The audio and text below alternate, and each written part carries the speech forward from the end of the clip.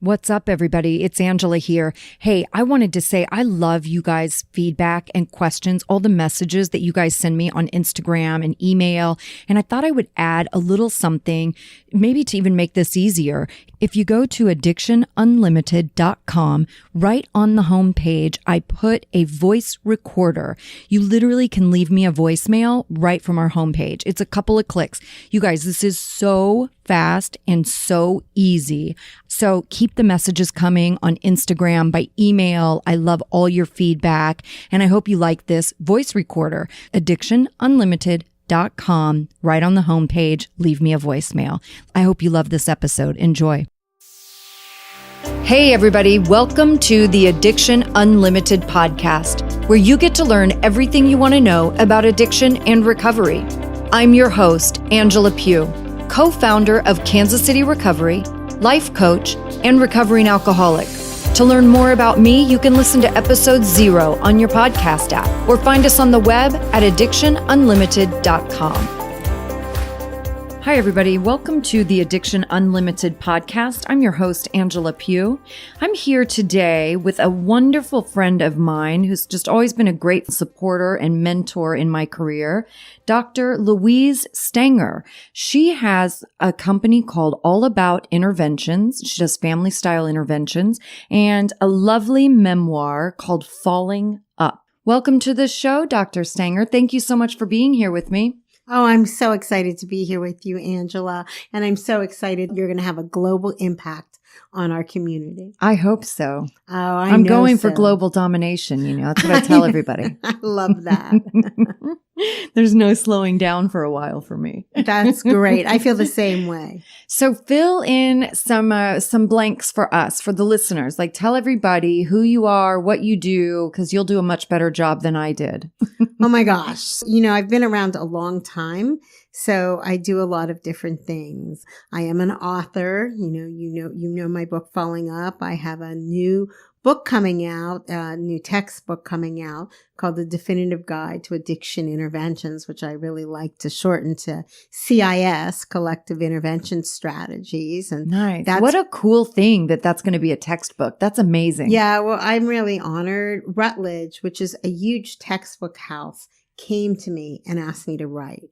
And, I don't believe there is a model of intervention. I believe there's strategies, and I believe we invite people to change every day in a multitude of different ways. So I'm just really honored. And it will also have an accompanying ebook, so everything can be up to date. So that is due out. I love that you say it like that too, that we invite people to change, because it is strategy. Doing intervention is strategy more than anything else. And really, like, obviously you have to be aware of about 100 things per minute. You're watching so many pieces of the puzzle as it unfolds. I mean, you have to be fast on your toes. But it is, I always say that really we're inviting the person to become a part of their own team. That's right. Figuring out the strategy. Yes, because for me, an intervention is merely an invitation to change. And you and I, just like we are co-creators in this podcast, we become co-creators or collaborators with family and friends and the identified loved ones, so that we can help effectuate change, mainly so they can rise to their best possible self. So I do think it is a collaborative project. I do think it is one in which you have to be agile and nimble and very flexible on your feet. And you have to always start where the client is, not where you may think your model lies. Right. I think that's true with any part of recovery too. Like, I have sober living houses, and it's the same thing. I can't expect the people living in my sober living houses in new sobriety, I can't expect them to have the same understanding of things that I have 12 years into sobriety. I have to meet them at the spot where they are and try to lead from there. I can't expect them to do it from where I am. That doesn't make sense. Yeah. And you know that I'm always really passionate about families. And for the past year and a half, I've had the privilege of developing on site a courageous family program for driftwood recovery in Austin, Texas. And that's both chronic pain, mental health, and substance abuse. And as I see on Fridays when these families come and they're really wounded, they've done the best that they can do with the resources they have. And now they're really hurting also, and they're ready to change. But it is really, I decided, an art when you're navigating maybe 10 or 12 families to honor them where they are and know that their knowledge, their education, their openness is so very different. And watching them by the time they leave on Sunday really blossom and come up with their own recovery plan. Because I really believe nothing changes till something changes. You know, that's in Falling Up. That's a chapter. But I really believe that, you know, just as the identified loved one has to have willingness and surrender and take active action, so too must family members learn to set healthy boundaries and begin to take care of themselves physically, emotionally, and consistent with their values, and develop empathy. It's such a rewarding part of the process too, in not only in intervention, but, you know, even if you're coaching or whatever, just helping families in general. It's one of the most rewarding parts to me is when you see a family feel relief. You know, where they feel like they've really learned something or they've really gotten some strategies and they feel more confident in moving forward, because I feel like you get so defeated in that battle, right? It's constant chaos, and families, most of them aren't armed with the proper information and knowledge, certainly of how to deal with addiction or an addicted person. And as an addicted person, we have a different personality. You know, our perspective on things is different and how we respond to things is different. And most people don't know how to deal with us effectively, right? So they're dealing with chaos and trauma and drama, and they're so exhausted by the time they get to you or me. You know, they're so worn out by that point. And when you get to see them have a sense of relief and feel like they have a solid direction. I can't agree with you more, because I think families unconsciously coalesce and they take on different kinds of roles, which helps sustain the loved one being in chaos. And so getting them to break those patterns. And I really think that the way into family for joining up is through more of an educational coaching model than I say that all the time. That says therapy. Now, and I've been a licensed clinician since 1973. I think the hardest thing I have to do as I train other people across the country to a lot of keynotes and training and staff trainings across the country is allowing that clinician, that licensed professional, understand that they're just joining up, that even though they want to do, quote, therapy, that's not the way in. In fact, I really believe that the way I do family mapping is a way into story that's non-judgmental, that allows people to rise strong, that they take a look at their history. And when you do it colorfully in sort of an artistic way, and you see, oh my God, the history of mental health, or the history of addiction, or the history of suicide, or divorce, or money here today, money gone, or extreme religiosity, or workaholism.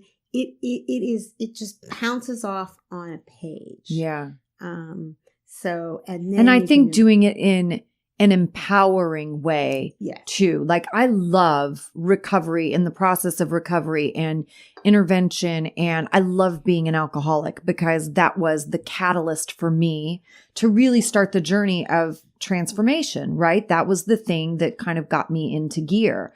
And like, I don't have shame about being an addicted person. I don't feel bad about it. You know, like, it's just empowering to me. It's made me smarter. It's made me stronger. It's given me my life and my passion and allowed my journey to unfold before me. And I wouldn't have had any of that if I wasn't an alcoholic. No, that's so true. And for me, the gift I got was probably growing up as a good ACA. with a mother who had a very tragic life. You have to tell the listeners what ACA is. Adult children of alcohol. Well, having grown up as an adult child of an alcoholic, I grew up in a family. I invite you to read Falling Up, where my mother was beset with substance misuse disorder. My father had mental health and substance abuse disorder and led a very tragic life. And my job was sort of to try and look good, to make everything all better. And, when you grow up as a young girl trying to have an adult role, it changes things. I absolutely adore open AA meetings, open Alcoholic Anonymous meetings, because for me, there's hope and recovery. And when I take a look at myself today in my latter years, I have every addiction in the world. And I go like, how did that not happen? That, right. Wasn't substances. But I think that the gift my loved ones have given me is the gift to take a look at myself, and the gift to improve myself, and the ability to learn how to detach, to love with boundaries, and know that having a boundary is an act of loving. Yeah. And to, I've always had those 5 magic words that I teach families.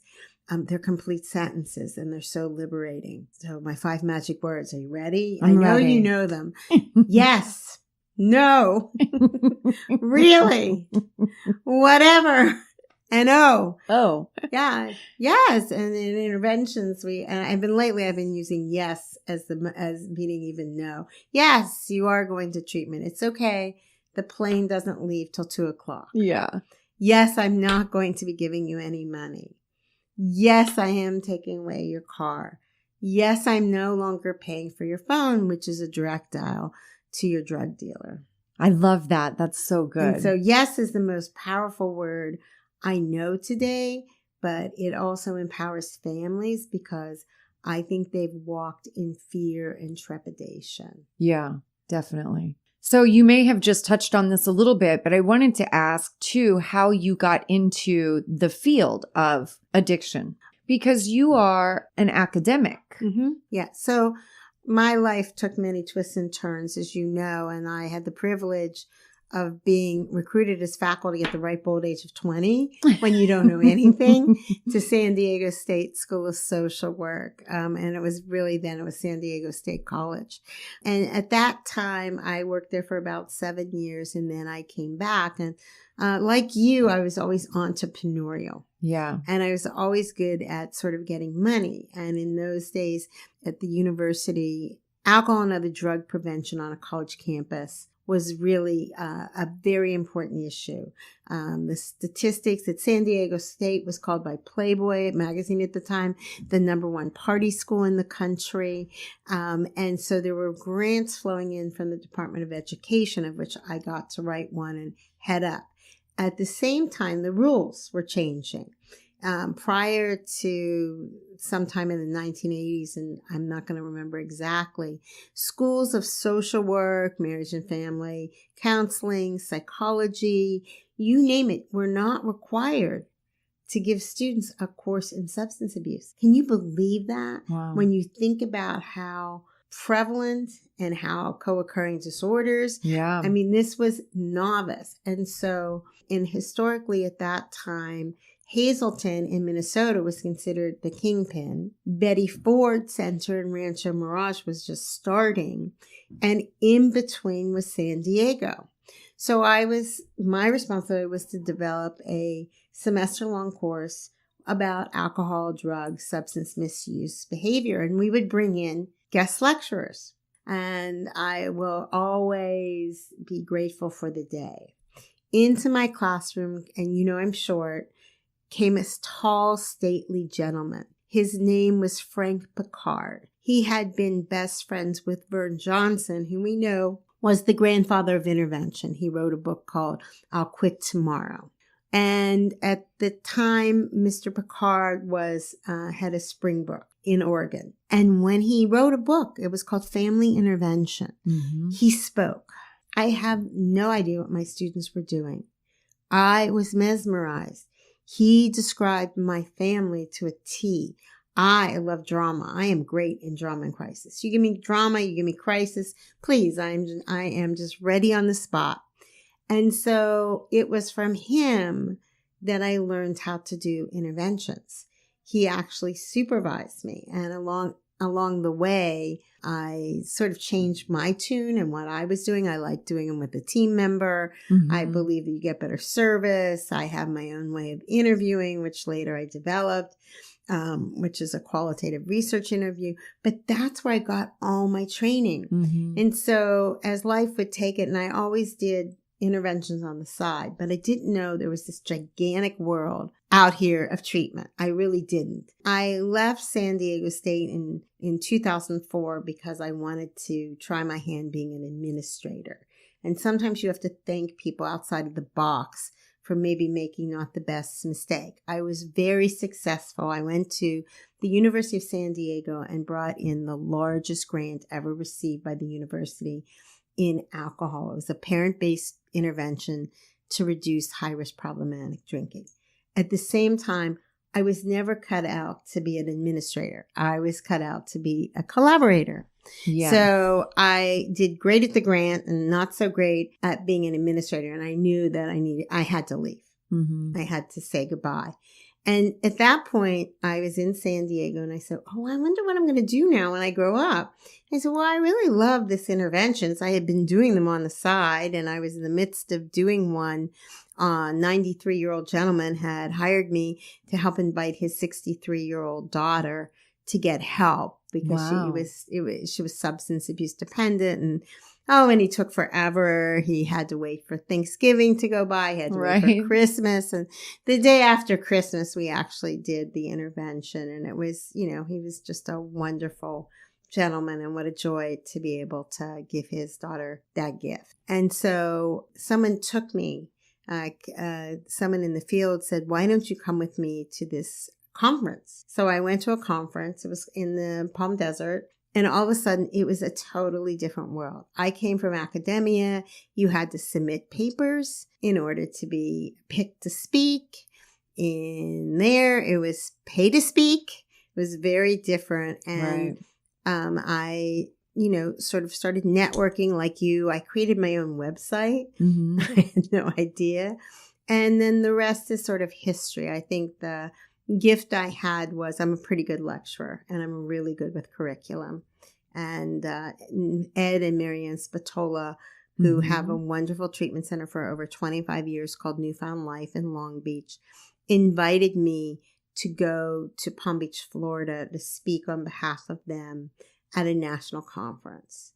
And I did it, and you look over there, suddenly I was the fan favorite speaker. I have no idea. I was in a breakout, and then I'm good at doing curriculum. And so the rest is sort of history. I'm very, very blessed today that I get to write for Huffington. I write for Thrive Global. I write for Sober World. I write for Addiction Blog.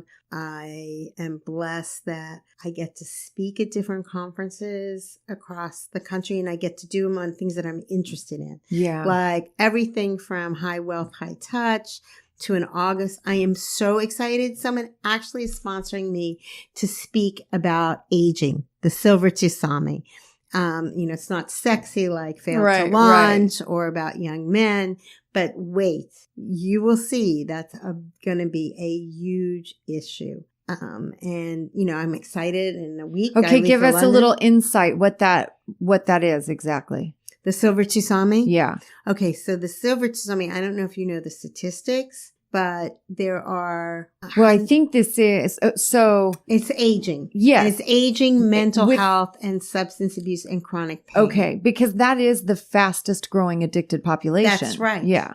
That's right. Well, there are $103 billion being spent every year on chronic pain alone. Yeah. And when you think about aging, there's two ways to look about it. Late onset substance abuse, which may occur from all of a sudden you're alone, you don't have work. At the same time, for chronic pain, I may have backache, I might have arthritis, I might have been thrown a lot of opioids. So now I have alcohol and opioids. And it might be that I've never really had an addiction before, but there's something called late onset. At the other end of the spectrum is, let's say I grew up, possibly I have a genetic predisposition to the disease. I might have had problems earlier on in life, even if I was in recovery. There is something that happens as aging that you can increase. And then with aging, we have some other addictions are really more prevalent. For example, gambling in casinos now. If I'm lonely, and I could be really lonely, and all of a sudden the casino sends me a happy birthday card and sends a bus to pick me up. Right. I have friends, and the ka-ching of the slot machine is hitting my dopamine every day.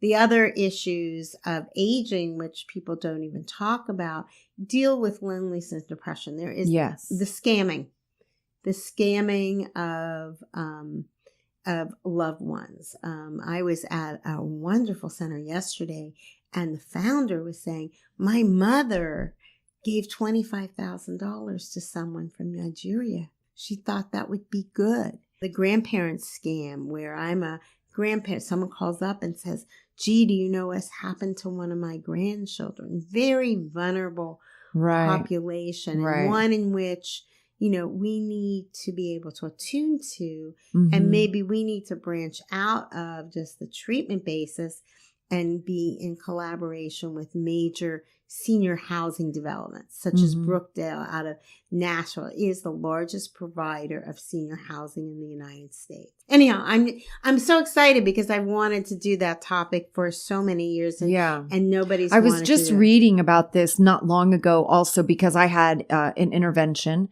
and it was an older person, so I was really kind of brushing up on all of it and all the things to consider, because obviously with each demographic, your approach is your strategy is a little different.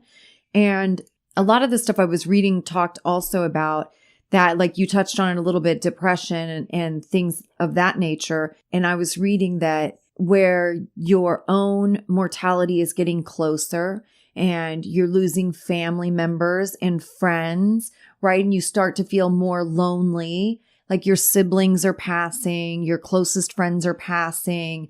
And it was so fascinating to me because I never would have thought about it in those terms. It makes perfect sense. It's very logical. I just never would have thought about it in those terms. I think that's exciting that you're doing that. Yeah, I'm so excited. It needs to be talked about more, for sure. Yeah. So I'm trying to do topics that are a little bit outside of the box and also write a little bit outside of the box. Yeah. Like my real futuristic topic, are you ready for this? Is just think in 2025 or 2050, we know that artificial intelligence is just like growing so high. But how will an interventionist deal with artificial intelligence? So are we going to have a robot be able to intervene with Max and Johnny and Sally and Diane? To what extent will they play a part? Another way is, could artificial intelligence enhance the number of people that we could serve?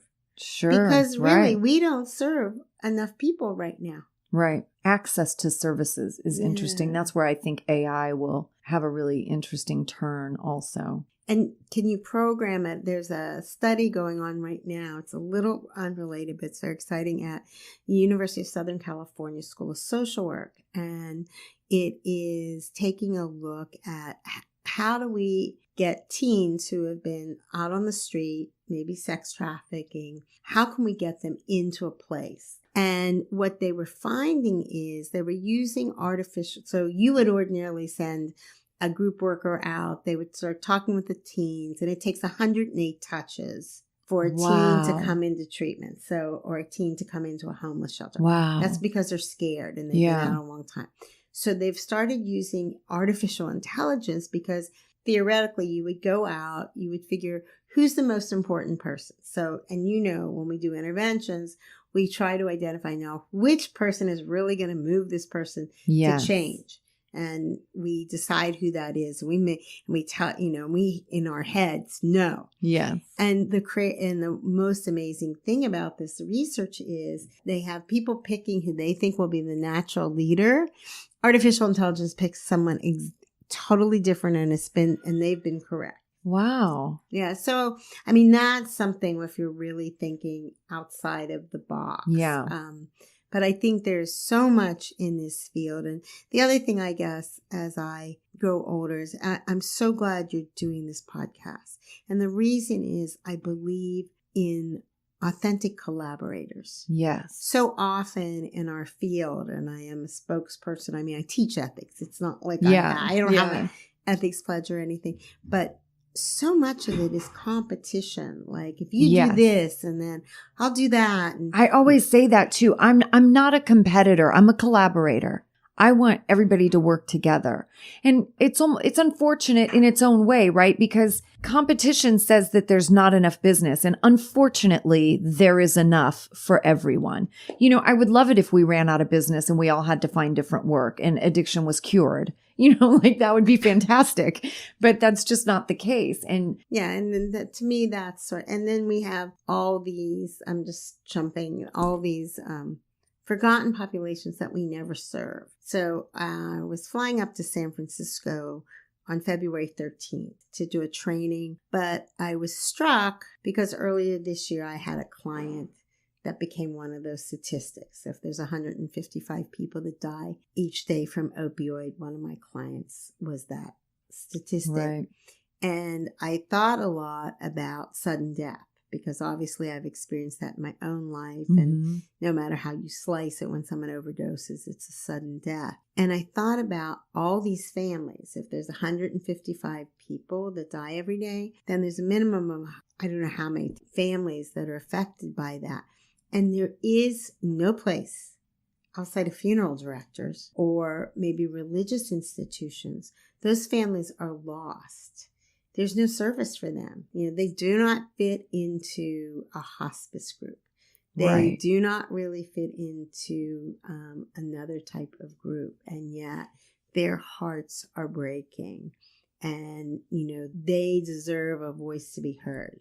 I just did a podcast not long ago with a gentleman, Gary Henson, who is part of Shatterproof. Are you familiar with Shatterproof? Yes. Oh, yeah. So our Kansas City Shatterproof event is this coming weekend. Obviously, when this podcast airs, it will be over. I'm sure it was fantastic. But Gary lost his son as well to overdose. And it was interesting hearing his story. That episode was really fantastic. I think it's episode 10, if anybody wants to listen to that. But to hear some of the things that he talked about after his son came out of treatment, and his son was in treatment for long term. And it was just interesting to hear it from that perspective, which is a lot of why I want to do the podcast, right? To give different perspective and hear people's stories from different angles and how people are affected and what their experience is, because everybody needs to hear all the different pieces of it, because every detail is not going to match every person. No. And I think that's the beauty of it is being able to share your voice and also telling people out there in the universe, you're not alone. Yes. And that there is help available and that while your story is really unique, your narrative is on your own. There are other people that may have walked a similar path. Yeah. And I've used the podcast too, even in doing interventions. When a family calls me, I'll say, listen to episode the number this and number that, and it'll be other parents. I've done podcasts with people that I actually did interventions in their families. Oh, fabulous. Yes. So yeah, we get to talk about all those things and what it looks like, 2 years later or 5 years later. It's just been a really great tool for people to be able to hear other people's experiences firsthand from their perspective, out of their mouth, what it was like for them. I am so excited that you're doing that. That is great. Yeah, it's fun. Yes. It's good. You should do a podcast. You were talking about it. Oh, I know. I will research on. I know. That's what someone said. Well, you need to do a podcast. I am actually a writer, so I'm going to have to transition over. And you all are going to have to teach me. But I think that right now I'm grateful, at least through October. My plate is pretty full. And Yeah, that's what I was going to say. You'd have a hard time fitting it in. yeah, well, right now I'm in London speaking. I'm in Utah speaking at a post-traumatic stress conference, thanks to McLean Hospital, Harvard. And then in August, I'm speaking in Anaheim. Mm-hmm. And in September, I forget where I'm speaking, but in September, I'll be up in Northern California. And then in October, I'm really grateful because I believe it's called the Service Award for the Peggy Albright Friendly House. And what's so just humbling about that is the oldest women's structured sober living in the United States. Yeah, and that's amazing. The event is just to benefit Peggy Albright Friendly House. I think they told me Russell Brand might be the MC. Mm-hmm. So I think he'll be a little bit funnier than I know they collaborate a lot. Yeah, he loves that. And but the number of women that they have helped through scholarship and everything and is just magnificent. And we know that in the addiction field or substance abuse, women are undertreated. Yes. And underrepresented because it was always such a stigma. Plus they have children, sure. Plus they have other things. And so it's wonderful that they're there to make such a difference. Yeah. It's a great organization too. And I did a podcast episode with Monica Phillips. So that was really good. She's amazing. And she had gone through the program as well in her beginning. So yes. Yeah. Great story. That's a great story. Yeah, she has a great story. And congratulations on the award. Like that's amazing too. Thank you. That is an honor. Yeah. I haven't figured out what I'll say. You've got I'll a probably while. get up there and be tongue tied, and say, oh, okay. And I'll look around. But no, it's very humbling to do that. And you want to be able to live up. But I did make a commitment to Monica. I just was at this conference and I did say, I'm not going to talk about anything that Louise Stanger does. And I didn't. I just said, I'm just going to invite people to come to Peggy Albright. Right. And then she said, well, did you tell them why? And I said, yeah, because you're a good thing. I did not tell them.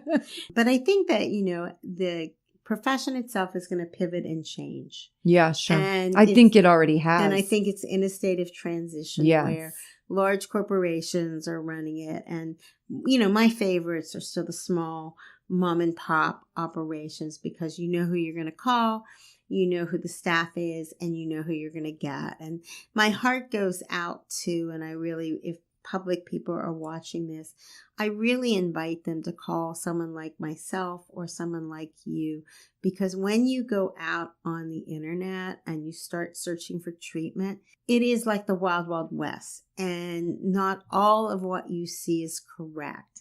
Not all of what you hear is right. And be able to engage with someone who is a licensed person or certificated person and let them help you navigate that. Yes. Because there's all kinds of places that say that they are, and there's all kinds of places that say they are and they don't do. Yeah. And I feel that when you're so vulnerable and so wounded and you're struggling to find help for your loved one, the least that we should be able to do as a profession is to help someone with that. Yeah, I did a podcast with Stephen Watts. I don't know if you're familiar with Stephen Watts. He's been in treatment industry for about 45 years, another phenomenal friend to me. And he is like his own sort of walking piece of history. And we were talking about exactly this topic, right? This was shortly after the John Oliver piece came out. Last week. Yeah. And we were talking about it, and it makes me sad when people have to pick treatment from Google, right? And I love Google. It's one of my favorite things in the world. I think it's a double-edged sword because oftentimes, right now there is a lot of bad press about treatment in general, and people are seeing those headlines every day. That's right. And unfortunately, the places that are going to pop up on Google oftentimes are the places, right? And the general public is not going to know that. And Stephen and I were talking about and saying, like, so what do you tell somebody to look for when they're looking at a website? Because it's so hard to tell. I mean, there's a lot of places are doing the same kind of work. A lot of places use the same verbiage. It's like websites are almost carbon copies of one another, the continuum of care and, all of these things. But like, what do you look for to know if a treatment center is worth its salt or if it's not? It's hard to really put that into words for people. Well, I think I do have a checklist somewhere on my website that I developed because I think, obviously accreditation is a start. If Absolutely. you're CARF accredited or JCO accredited, that's a good start. I always think that you go beyond the website and you make a phone call. Tell me about your clinical team. Tell me how many master's degrees people you have. What is PhD? What do they do? Who are they? How are they? Let me see a schedule of a normal day. Right. What will that be like?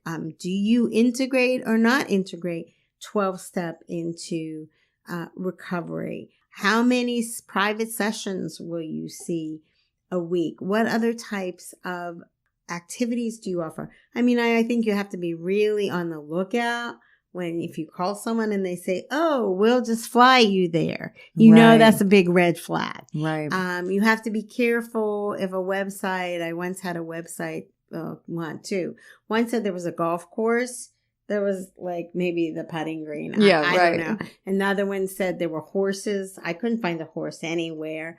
Or there was dolphin therapy, or there was... We were talking about dolphin therapy as well. Yeah. So, I mean, and I'm not saying that couldn't be helpful, but, what are they doing? How do they do it? What is their family program? I mean, do they have a family program? What does that look like? Who runs it? What is the average length of stay? Who else could I talk to? About that. You always have to be wary. If someone says, "I'm going to fly your loved one to treatment," you hang up the phone right away. Because that's not true. If someone says to you, "Well, you can live here, don't worry about treatment, it's covered," that's also unethical and not legal. You want to see how long they've been in business. That doesn't mean that a good treatment center can't be open very short time, but what's the track record of them? What are their credentials? So one I've been hearing a lot too, I've been getting a lot of calls with this is because I have sober living, right? So I get these calls. Well, my person was in treatment in such and such a place and sober living was included in the cost, or sober living was only $200 a month. And that I've literally gotten that 3 times just in the last couple of weeks. That would be, I would just say, really, how was that working for you? And I would say, that I would guess I would roll with the resistance, say that might have been the case. However, and I can't comment on the efficacy of that. However, this is what I do. This is sort of how I operate. This is my background. And I welcome you to come and tour and do that. Because the other way is on another professional level, you have to then have an ethical discussion with yourself. Do I check this out? Do I report this? Because that's pretty well impossible unless they're just doing fee splitting. Yeah, oftentimes we've heard a lot in the last years about drug tests. Yes. The billing of a drug test. I once had a client and the only substance she abused was alcohol. And it does not cost $15,000 a month to test for alcohol. In fact, you could go get a breathalyzer and do it yourself. I mean, we're talking hundreds of dollars and thousands of dollars billed monthly. Yes. So that, was a breach. So I think it's important to remember also that there are still a lot of really great treatment centers out there too, because all we are hearing is the negative. All we're hearing is the unethical and the illegal activity. Those are the headlines, unfortunately. And there are 14,000 plus treatment centers in America. And out of all of those 14,000, it really is a very small few that are causing problems, let's say. Well, there are. Whatever they're doing. There's still a ton ton of great treatment out there. There's a ton of great treatment. There's a ton of treatment that is up and coming. And there's a ton of, I would say, dedicated, licensed, or certificated professionals. Yes. Who want to do the right thing. Yeah. And who it's still our passion work. Yes. I mean, nobody in their right mind could do this work if they weren't first passionate about it. Do you deserve to earn a living? Absolutely. However, to be able to handle, a variety of chaos, to be able to deal with wounded family systems, to be able to navigate and bring everybody together for the common good, to get people help, and then to work day in and day out inside of a treatment center, knowing that you're always, every day in the treatment center, you're inviting that same person to change. Mm-hmm. And being able to do that goes beyond. There's a dedication, there's a passion, and there's a reward, because I believe this business is both an art and a science. Amen to that. And I couldn't do it if I wasn't so passionate about it, and I feel really lucky that I get to do something that I'm so passionate about and that I somehow call it my work. I am so proud of you. Aww. I mean, it's so much fun to be able to see you. I mean, Kansas City meets Los Angeles or San Diego meets Kansas City. I've taken I always was a teacher, so I love training and I love curriculum, and I love doing interventions, but I also love writing. Mm-hmm. So there's a bunch of different things. And as I grow older, to leave a legacy is always good, to leave a written word. Yes. So that, and also to serve as a mentor to other women, to other people up and coming. So, I mentor a few professionals. Yeah. Along the way, because once you're of service, you get much more. That's what I was going to say. Service work. You get so much more out of that. One of my core principles in my life, service, always be of service as much as possible. Well, thank you so much for doing this with me. It was so good to spend time with you. Why don't you tell everybody how they can find you? My name again is Dr. Louise Stanger. I'm a licensed clinical social worker. I'm also a certified Daring Way facilitator. So those of you that are fans of Brene Brown know that I spent a lot of time with her being trained, and still continue that work as well. My phone number is 619-507-1699. I like to think that my website, which is www.allaboutinterventions.com, that's www.allaboutinterventions.com, is a resource for you. I write lots and lots of articles, from teen vaping to Ode to My 72-year-old self, to are you a helicopter, submarine, steamroller, if you're a family member, just lots of different things that people say they find delightful. I'm honored I pick up my own phone. So if you call me, I am my own personal assistant. And if I'm helping another family, I will make sure that I call you back within 24 hours or less. So I'm just excited for all of you to take a look at Angela, to celebrate her and her podcast. Thank you so much. Such a pleasure.